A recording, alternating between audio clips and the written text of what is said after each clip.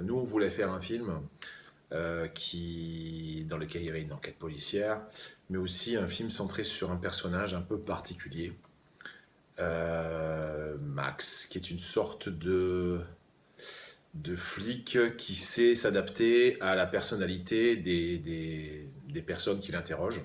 L'interrogatoire, c'est parti du désir de raconter une histoire de personnages à multiples facettes, en respectant les codes du genre tout en les détournant.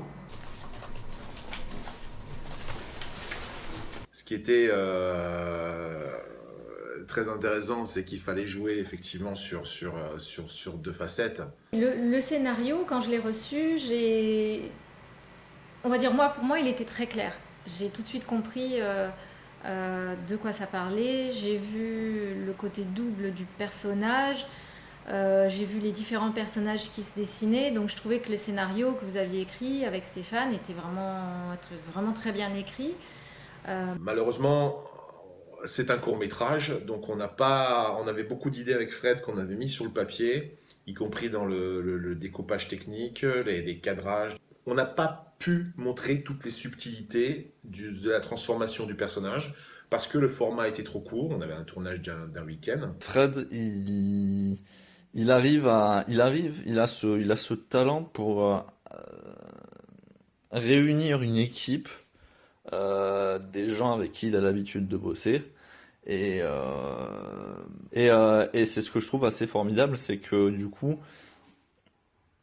il arrive à piocher des talents à gauche à droite, réunir des gens qui ont la motivation de juste pouvoir juste vivre une aventure comme ça, euh, sans mauvaise arrière-pensée, j'ai envie de dire. Euh, voilà, le but est juste de réaliser quelque chose ensemble, de passer un beau moment. La lever, la voir dans les mains. On cut pas, on la refait direct. On la refait direct, vas-y, enchaîne. Ouais. Faudrait que tu fasses quelque chose, là. Parce que Mais là, moi, en fait, le truc, c'était. Je suis là, je fais. bon, voilà, voilà, Tac, le check, ciao l'artiste. Mais lui, il faudrait qu'il ait déjà la cravate, il fait ça. La veste, j'arrive, je l'enlève il en carrément. fout. Ouais, grave, ouais, grave. Alors moi j'interprète le personnage de Christophe Plantier, donc un personnage qui est un petit peu dans le business et qui apparemment aurait des liens avec Cliff Rolfen, donc la personne qui est recherchée par la police. Le canal de communication avec Sylvain devait être brutal, quoi. Alors accouche, si tu veux pas qu'on remue la merde dans tes affaires là. Mets-toi le cul maintenant. Merde.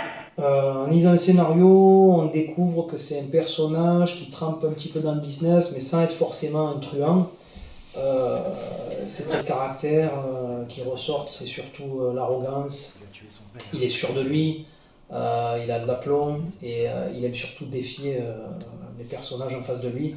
C'est ce que j'ai aimé sur ce personnage-là, c'est le côté rapport de force psychologique. Il joue le mec arrogant et plus on lui pose des questions, plus il va se braquer, il va répondre et il va les rendre fous. C'est-à-dire qu'il va leur faire perdre leur sang-froid de par son attitude joueuse avec eux. Voilà, le mec il est là, il en a rien à foutre, et il leur tient tête, et c'est ça que j'ai trouvé intéressant dans le personnage. Donc j'ai essayé d'être le plus naturel possible, parce que c'est pas évident.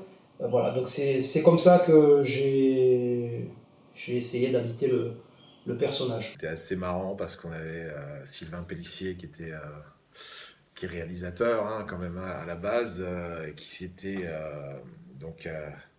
à qui on avait confié le rôle de Christophe Plantier et qui vraiment s'est mis à travailler le rôle, etc.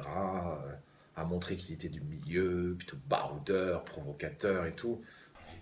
Allez, putain, même le dernier des choufs de la cité qui sait qui est Rolfen. Arrête. Mais écoute, c'est la première fois qu'on me propose un rôle, d'interpréter un rôle dans un court-métrage, donc et d'être dirigé par un autre réalisateur, parce que moi je fais pas mal moi-même de courts-métrages, donc je réalise et je dirige les acteurs d'habitude. Donc là je me suis retrouvé à la même place que les comédiens et j'ai trouvé ça quand même, j'ai trouvé ça très intéressant. Qui a provoqué quelques sourires et quelques fous rires aussi, ça c'est sûr. Parce que la personne qu'on a en face d'elle est votre pote, est votre ami, est la personne avec laquelle vous avez travaillé. Je te raconte? À 20 ans, il s'est échappé de prison avec 2 détenus. Et ensemble, ils ont traversé une bonne partie de la Sibérie. Et là, je le vois se concentrer comme un acteur lambda. Et d'ailleurs, il a fait un très bon travail. J'étais très content de son travail d'acteur. Et donc, voilà, moi, ça suscite des rires ou des fous rires quand je vois ça.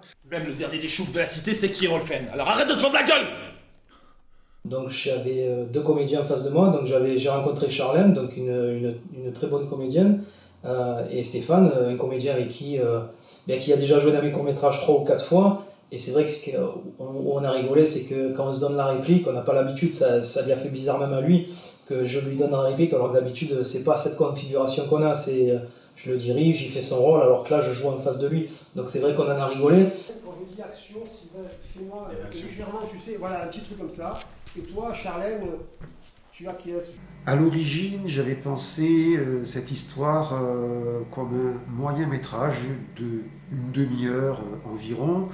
Et puis, lorsque j'en ai parlé à Stéphane, qui est mon acteur fétiche, on va dire, d'une certaine manière, eh bien, il a été emballé par le sujet et il m'a proposé de coécrire le scénario, du coup, comme on l'avait fait précédemment pour Le Temps d'aimer. C'est vrai que j'ai trouvé qu'il y avait des personnages qui méritaient d'être un peu plus développés à l'intérieur de ce scénario-là. Mais comme déjà, il y en avait pour une quinzaine de minutes, je crois, de film, ça faisait déjà un beau film. Donc après, ça c'est un choix personnel que vous avez eu à le limiter à 15. Mais je pense, ensuite, en voyant le film fini, qu'on aurait vraiment gagné, que le film aurait gagné à être un peu plus long, avec des moments un peu plus développés sur certains personnages, parce qu'on a envie de les connaître en fait.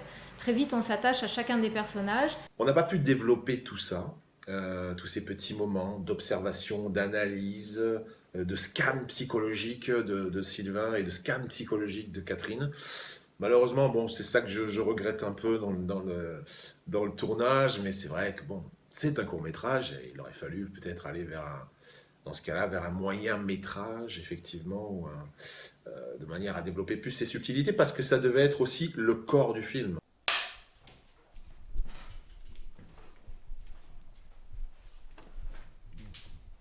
Tu peux le relever, Christian. Tu peux enlever l'écran, je vais avoir le réflexe de regarder. Ça me Ah non, il faut pas que tu regardes ça. Donc effectivement, Fred et moi, on est co-scénaristes du film. Et comme donc c'est une deuxième collaboration au niveau de l'écriture aussi, parce qu'on avait fait un court-métrage ensemble avant, on avait écrit un court-métrage ensemble avant, qui s'appelait Le Temps d'aimer, dans un tout autre registre, qui était une histoire d'amour. Mais on avait un peu retrouvé là la matrice de création.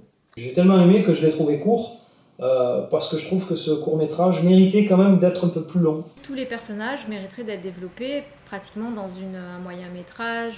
Et on avait passé beaucoup de temps aussi sur le découpage technique, enfin beaucoup de temps. Oui, on a passé une journée entière à voir plan par plan ce qu'on voulait. Bon, malheureusement, on n'a pas pu tourner tous les plans qu'on avait voulu au départ. Le système des tournages, donc c'est bien ce qu'on dit, hein, il y a ce qu'on écrit et après il y a ce qu'on tourne, hein, donc il y a une deuxième écriture qui se crée sur le tournage, sur le plateau de tournage après, où il faut faire des concessions, où il faut synthétiser, faute de temps, faute d'imprévus, etc. Stéphane, lui, voulait faire vivre le film en festival, ce qui est pas mal, mais c'est un milieu un petit peu à part. Et moi, je voulais surtout faire un moyen-métrage que je mettrais directement sur Internet, puisque j'estime que c'est ici que se trouve le public. Le fait, en fait, c'est vrai que presque la fin vient trop vite, en tout cas pour lui. Et quand on le voit à la fin se changer à nouveau et qu'on comprend le petit jeu auquel il jouait, ben, on est presque déçu que ça s'arrête à ce moment-là. Donc c'est ça qui est vraiment dommage. Faire des critiques sur la façon dont le film a été fait, enfin, je trouve que c'est peut-être enfin, ça ne peut pas forcément être utile parce que finalement, c'est censé refléter la vision de Fred. Donc dire que moi j'aurais fait comme ci, moi j'aurais fait comme ça, je pense que c'est pas forcément judicieux et c'est pas une critique qu'il fera avancer lui ou toi, du coup, Fred. Et c'est bien de pouvoir, enfin c'est bien de pouvoir avoir des rôles comme ça qui ont plusieurs facettes et qui vraiment euh, montrent des fêlures ou les cachent et à un moment donné se dévoilent. Tous les personnages sont à multiples facettes. Et c'est vrai que je pense que le personnage qu'incarnent Stéphane et Sylvain Pélissier aurait gagné davantage en subtilité avec une demi-heure de plus. Et on a bien rigolé, mais à un moment donné, j'ai quand même eu peur parce que tu me demandais des choses qui étaient Un peu pimenté. un peu trop pimentées à mon goût, tu vois. On a 10 idées au départ sur un thème, la lumière, le jeu, l'ordre des plans, le découpage technique. Et puis on a 10 idées, puis finalement on essaye d'en faire 3 au mieux, ou 4. On essaie de se rapprocher de 5, mais là le timing tourne. Donc voilà, donc il y a toujours un petit peu ce regret que la lumière n'ait pas été peut-être un peu plus affinée pour bien trancher les deux salles d'interrogatoire. On le sent quand même dans le film. Puisqu'au niveau de l'étalonnage, voilà, alors, il y a 2 ambiances différentes, donc l'essentiel est là, hein, c'est de rester peut-être efficace, justement. Donc il faut bien faire des choix à un moment donné, et dans les choix, et choisir, c'est renoncer aussi, hein, donc il y a des choix il y a des rushs qui ont dû passer à la poubelle, quoi, pour privilégier la structure globale du film. On était entouré effectivement de toute l'équipe, de 3 personnes qui faisaient partie de l'équipe du CVA, donc Christian, qui était le cadreur, chef op.